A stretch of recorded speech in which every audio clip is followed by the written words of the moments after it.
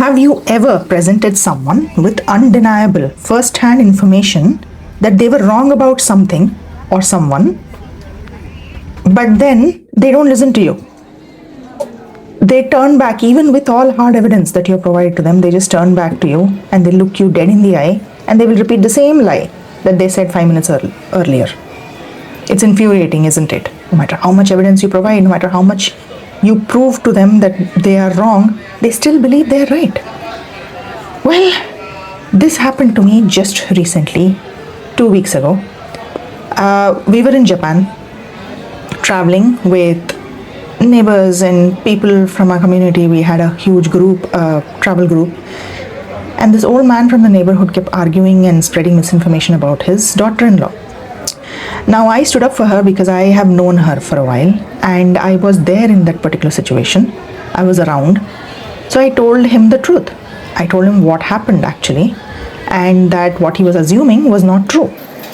But even after listening to my explanation, he still chose to repeat the same thing to the person next to him because clearly I wasn't believing him.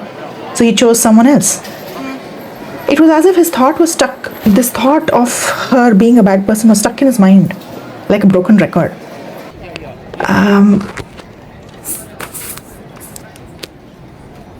This is known as the broken record mind. Why do people do this? Is it pure malice? Are they just stubborn? Or is it something deeper happening in the human psyche? Welcome back to Decoding Pamita. Today we are breaking down the philosophy and psychology of the broken record mind. We'll look at his side, his daughter-in-law's side, and ultimately the truth behind why some people simply cannot accept reality. Let's start with his side. To understand why this man behaved the way he did, we have to stop looking at him as just as a liar and start looking at him through a lens of cognitive psychology. When I gave him the correct information, I wasn't just offering friendly correction, I was attacking his internal map of the world. There are two major psychological forces at play over here. One is cognitive dissonance. This is when a person holds a strong belief and then when someone introduces a fact that contradicts it, it creates a mental discomfort. That is called cognitive dissonance. To get rid of the discomfort, the human brain has two choices: either change the belief or reject the facts. And in this case, this man was rejecting the facts. Look, changing belief requires a lot of effort. Something that you have strongly believed in, how do you suddenly dispute it just because someone else said so? However, it requires humility in order to do so. However, rejecting facts is easy. He repeated his story like a broken record because repeating it acted as a psychological shield from having to change it. The more he said it out loud, the more he convinced himself it was true. And when he realized that I was not believing his story and I was actually giving him hard facts, he just went ahead and found someone else who would believe his story. For this man, the false story about his daughter-in-law wasn't just a random rumor that he was spreading. It served a purpose. Perhaps it justified his dislike of her, which I do not understand because I've seen her for a while and she's really very nice to him. Perhaps she had taken away his power to have control over his son. Perhaps it made him feel protective, a patriarch of the family. By taking away his narrative, I was taking away his emotional security blanket. Now let's look at her side, the daughter-in-law. What does it feel like to be on the receiving end of a broken record rumor? It's exhausting, isn't it? It's a subtle form of psychological warfare between in-laws. In philosophy, there's a concept called epistemic injustice. This is coined by philosopher Miranda Fricker. This happens when someone is wronged specifically in their capacity as a knower or a truth teller.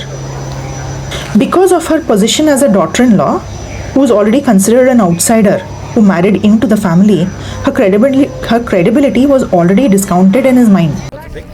In fact, it's already discounted in everyone else's mind as well because daughter-in-laws are considered outsiders even though they married into the family. So he and the person he was talking to didn't see her as a reliable narrator of her own life. So even though she had mentioned many times that she didn't do it with that intention, he did not believe it. And neither did the person he was talking to. That person very well accepted everything he said, and I even saw him snare at the daughter-in-law. When someone spreads misinformation about you, they're essentially trying to rewrite your reality. If it weren't for a bystander like me who stepped in, she would have been left completely isolated. Here is the hardest part about her side. Even when she is vindicated by a witness, the damage still lingers. Because the human brain remembers the emotion of the rumor long after the facts have even been cleared up. This is why a person who was on a murder trial who didn't actually murder anyone goes to court, proves that they are not the murderer, comes back, and even after the real murderer has been caught, the person who was released because they were innocent are still vindicated by people around them. Why? Because there was a rumor sometime in the past. It is very hard to shake rumors even after it has been cleared. She is forced to live in a house where the air is thick with unspoken judgment, all because one man refused to update his mental software. So we have his side, the psychological defense mechanisms, and we have her side, the victim of stolen narrative. But what is the truth? To find the truth, we have to turn to philosophy, specifically the concept of will to power by Friedrich Nietzsche, and the ideas of 20th century philosopher Harry Frankfurt. Frankfurt wrote a famous philosophical essay titled, the title is based on bullshit. In it, he makes a brilliant distinction between a liar and a bullshitter. A liar knows the truth and deliberately tries to hide it. A bullshitter, however, doesn't care about the truth at all. They're completely indifferent to it. The man in my neighborhood wasn't just lying, he had moved into the realm of bullshit. He wasn't interested in whether the event actually happened or not. He was interested in what the story meant for his social standing and his control over family dynamic. This brings us to Nietzsche's will to power. Sometimes people spread misinformation not because they believe it's true, but because spreading it is an exercise of control. By defining the daughter-in-law's reputation, he was exerting power over her. When corrected, I threatened his power. His response wasn't to argue my facts, because you can't argue with first-hand evidence, of course. His response was to ignore the fact and reassert his power by repeating the lie to someone else who would listen to him.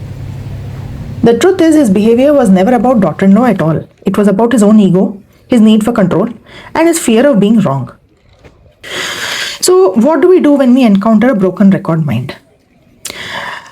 What I did was that I kept telling the truth so that people around me listened to it. We were in Japan. We were enjoying a nice outing. We had booked tours and travels. We were 35 people in the bus. And his daughter-in-law was being sidelined because this man just suddenly decided to vent in front of all the 35 people.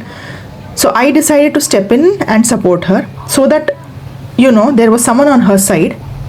And if there were people who were going to blame her, they could be people who would protect her as well. However, did I change his mind? I might have changed the passenger's mind, a few of them at least, but did I change his mind? The lesson I learned that day is you cannot cure someone else's cognitive dissonance with your facts. You can speak the truth and you can protect those who, are being unfairly targeted, but you cannot force someone to accept it. When people show you that they are indifferent to reality, you can't change their minds, but by speaking up, you can change the minds of people around them. Because he was trying to spread false information, so your job is to change the people's minds around him so that they don't believe this misinformation. But you can't actually change this person because this person's agenda is something else. It's power. We can't fix every broken record in the world, but we can make sure their noise doesn't drown out the truth.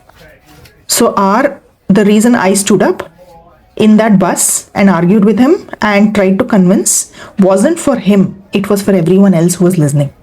Because, as I said before, the daughter-in-law is always considered an outsider in the family, who is married into the family. So the same thing, if a son or a daughter would have done, it would be easier to forgive. But if a daughter-in-law has done something, that is harder to forgive.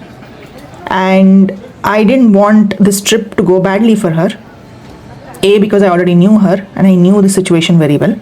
So I stood up for her so that others didn't give her grief. But did I change her father-in-law's mindset? No, I didn't change this old man's mindset at all. We can't drown out every broken record in the world, but we can make sure that their noise doesn't drown out the truth. Have you ever dealt with a broken record person in your life? A colleague, a friend, a family member, or just a person on the street? How did you deal with this situation? What did you do? Let me know in the comments below. I'm genuinely interested. If you enjoyed this deep dive, make sure to hit the subscribe button, like and share with someone who might need it. Until next time, keep decoding. Bye.